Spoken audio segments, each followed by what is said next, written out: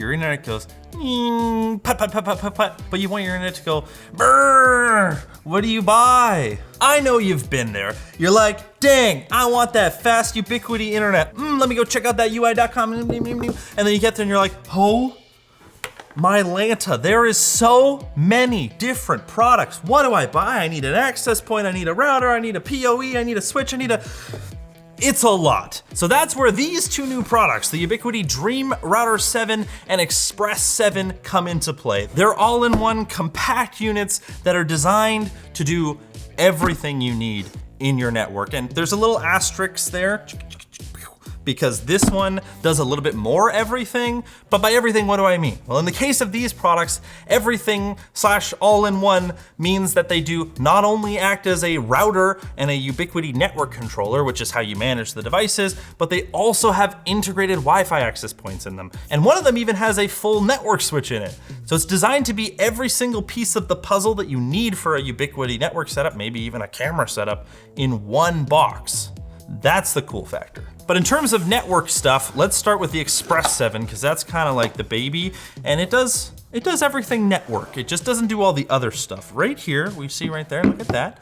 She's cute. We've got a little power brick and a cable. Ooh, this is getting bougie, man. Look at that. Not only is it one of their fancy ether lighting cables, so you see it's like translucent because they have devices that have LEDs in the Ethernet ports that light up cool colors, and that helps make it look cool, but it's also sleeved, especially for a device in this price category, which we'll get into later. What else we got in here?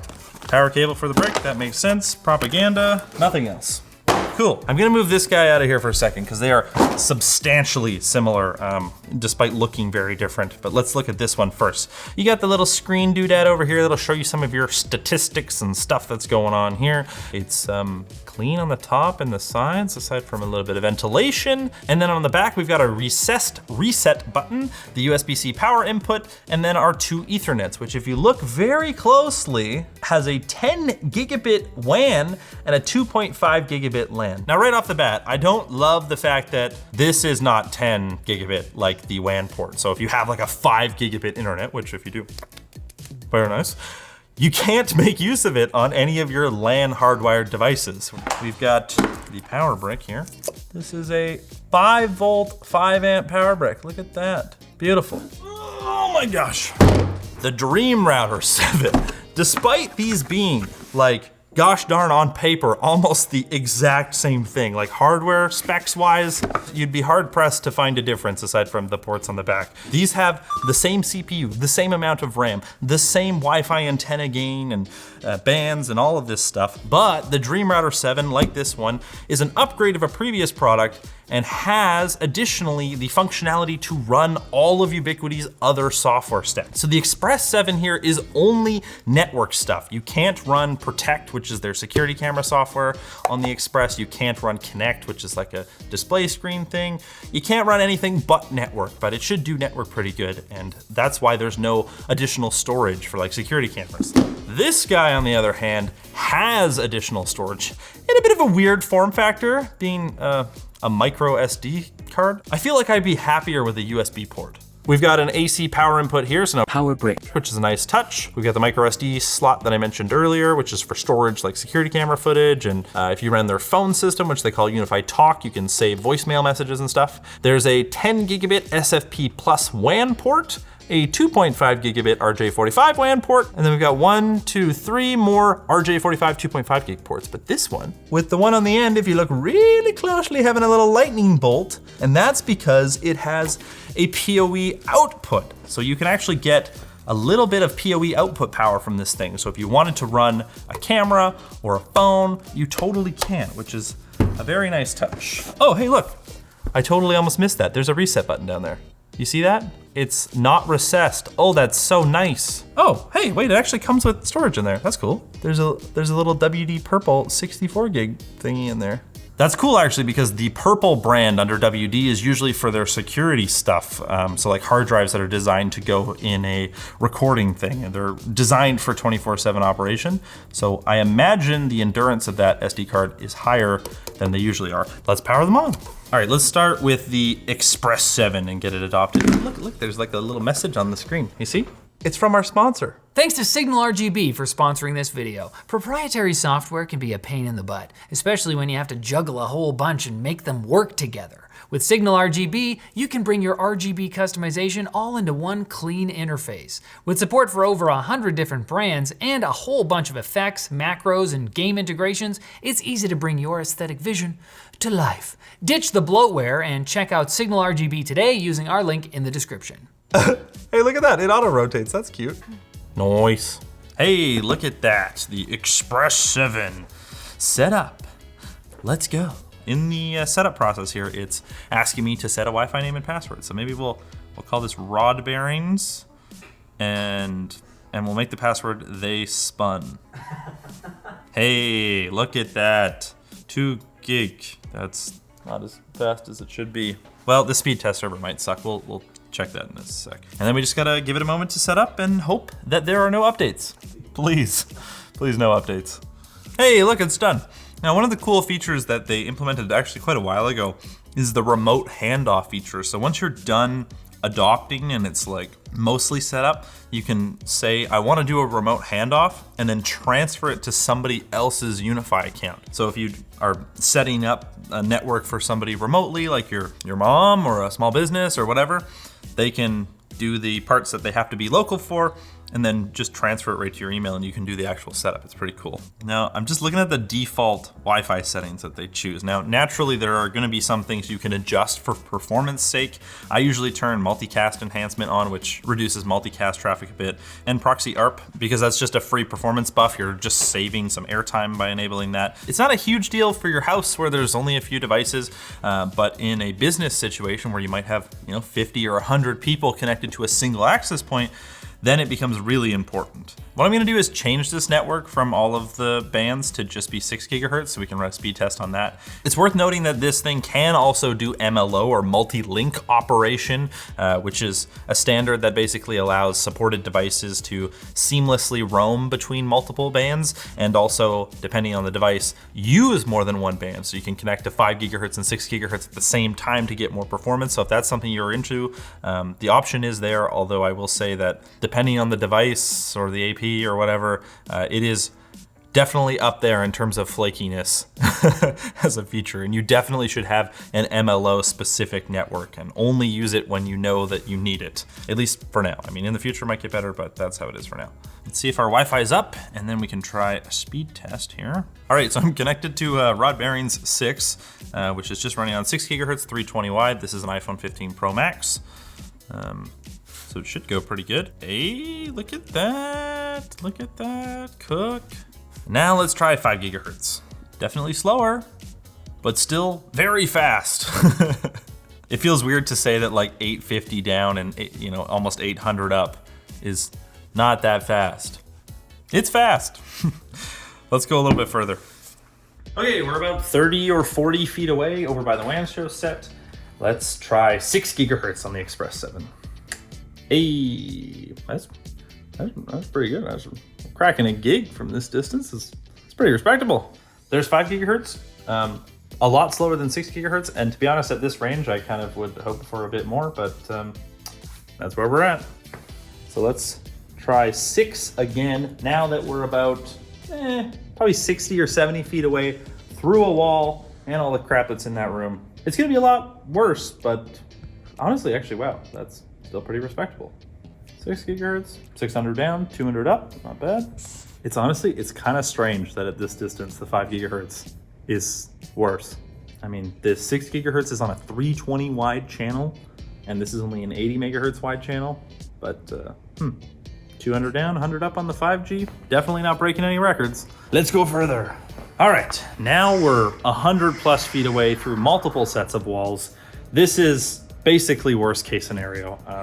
That's not fantastic speeds, but considering this is realistically kind of a torture test for access points, even really top tier, much more expensive ones than this will struggle at this distance. And Ubiquiti only rates the Express 7 for 1,750 square feet, which is, the size of like a 2-bedroom, 3-bedroom apartment. Not something that's meant to cover a giant house or through 100 plus feet of warehouse with many walls in between. I'm honestly kind of surprised it works at all. Let's try the 6 gigahertz, which who knows if it will even connect at this distance. The thing with 6 gigahertz is because it's a higher frequency signal, it penetrates less. And then on top of that, because of the regulations around Wi-Fi and radio waves, you're not allowed to transmit on 6 gigahertz at a very high signal strength. So there's more than one factor that makes 6 gigahertz worse at distance. I can't even connect to the network. It's telling me the Wi-Fi password is wrong. Let me see if I can get it to connect. There we go. Okay, yeah, let's go back over here. Now that we're connected, let's go. Will it even load the page? It's loading-ish. Come on. Here, stand to the side. I think you're blocking my... Hey, there we go. You fixed it. It's not good. Definitely not built for this. Will it even upload? Oh, wow. I think it got like a couple packets through. Yeah, not great, but at least it worked. Overall, not bad. I mean, it's definitely not like UniFi flagship access point speed territory, but considering that it also does act as a router and do all the things in one little box, it's a pretty stout little machine. Now, while we wait for the Dream Router to update, I want to try running a hardwired speed test on the UniFi Express 7. Okay. We've got our local speed test server this time. I'm connected to the laptop here at 2.5 gig, and then I've got this iPhone 15 Pro Max and iPhone 14 Pro on 5 gigahertz and 6 gigahertz, and we're gonna run them all at the same time and see how much throughput our little UniFi Express 7 can handle at the same time. It's not a perfect science, but it is what we're going with. Start. Ideally, I would just connect a 10 gig port to a LAN side, but it doesn't have 10 gig. Wow, this is a pretty bad showing right now. Like, I can get 3 point something gig. It seems we're at like 3.8 gigabit on the upstream, but for some reason the download speed seems to be like kind of a struggle for whatever reason.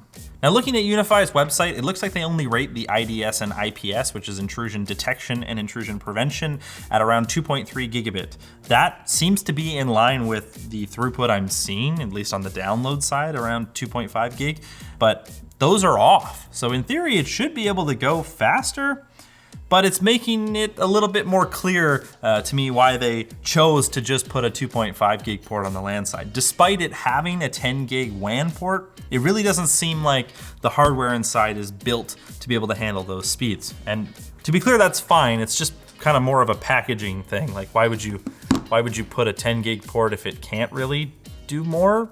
I don't know. It seems like overall we're kind of limited to around 2.5, 3 gigabit download, and then on the upload anywhere from 3.5 to 4 gigabit, which, considering the price, it's not bad. Like, this is a router and an access point that's capable of handling a multi-gig connection. Seems like maybe 2.5 gig is probably about the limitation, and it's only $200. Let's try the slightly bigger one. Maybe this one is a little bit better. I don't know. It's got the same hardware, so it shouldn't be, but who knows? Okay, we've got our Dream Router 7 set up here, and now we can take a quick look to see if the apps are all there, which is, yay, look at that. We got Protect, Access, Talk, Connect, and Interspace. Protect, security cameras, access, door control, Talk for voice over IP phones, Connect for PoE powered displays and stuff like that, and Interspace is like a planning app. It's like the UniFi Design Center, but on your local machine. I'll use a different speed test on each of them. I'll run the local one on here, I'll do fast.com on this phone, and then I'll do speedtest.net on my phone. Whoa, is this one like way better? What? That doesn't make any sense. Did you not just see that? It was like 800, 800, and 2.5 gig. Am I drunk? Once more, 700, 300, 2.5 gig. That's 3.5 gig. It's a little bit faster than the other one. I don't know why. Maybe there's something wrong with the other one. Like, I'm not mad. I don't understand. Dream Router 7, 6 gigahertz from about 30, 40 feet away. Hey, look at that. That's some fast Wi-Fi. Pretty good. There's 6 gigahertz. Let's try 5. Not as good, but still also pretty good. 6 gigahertz, about 60 or 70 feet away through a wall. Still pretty good. Yeah, I mean, it like kind of works-ish. Just barely. Let's try the 6 gigahertz. It might not even work from this far, to be honest. Seems like it doesn't like being this far on 6 gigahertz. It's basically the same result we had on the Express 7, just we kind of tried to help that one a little bit, and yeah, it's not meant for that. The last thing we've got to try on our Dream Router 7 here is the PoE. Hey, look at that. We've even got a security camera plugged in, running off the PoE on the Dream Router. That's sick. Look at these guys. Look how happy they are. They're just happy. Why are you blinking like that? Is there something wrong? How far can you zoom on this? 800%, that's the max. You look so uncomfortable. In conclusion, then, we have the Ubiquiti Dream Router 7 and the UniFi Express 7. They are virtually almost identical. The Wi-Fi performance, it isn't gonna knock your socks off compared to their standalone devices, but you also have to consider that both of these are also routers, and this one can even do protect and connect and talk and all these other things. And they're basically the same price as a standalone access point. Maybe not their cheapest Wi-Fi access points, but kind of the more mainstream, beefier ones. It's basically the same price at $200 and $280. And considering this includes a switch, if you only have a 1 gig internet connection, or maybe a 2 gig or 2.5 gig internet connection, you're not gonna have any problems with these. If you want the absolute most out of it, you're probably still gonna want a standalone access point. And I really wish that they didn't advertise these as 10 gig capable, because I mean, as far as I can see, that doesn't really seem to be the case. Sure, they technically have a 10 gig port on them, but realistically, you're talking 3 to 4 gigabit is the max you're gonna get either way. And on the downlink, it really seemed closer to 3.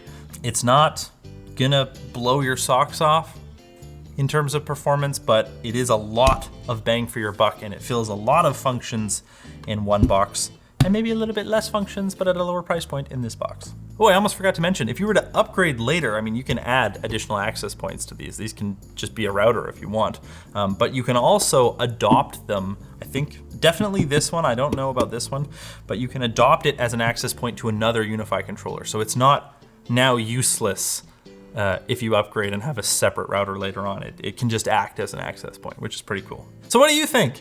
Is it disingenuous for them to call them 10 gig? I mean, they got a 10 gig port, but like, I don't know, man. And if you like this video, maybe check out the one on the, what was it called? The Cloud Gateway Fiber. That thing frickin' rips. That is a way more beefier. I would definitely buy one of those things. These ones, maybe, but those ones, whew.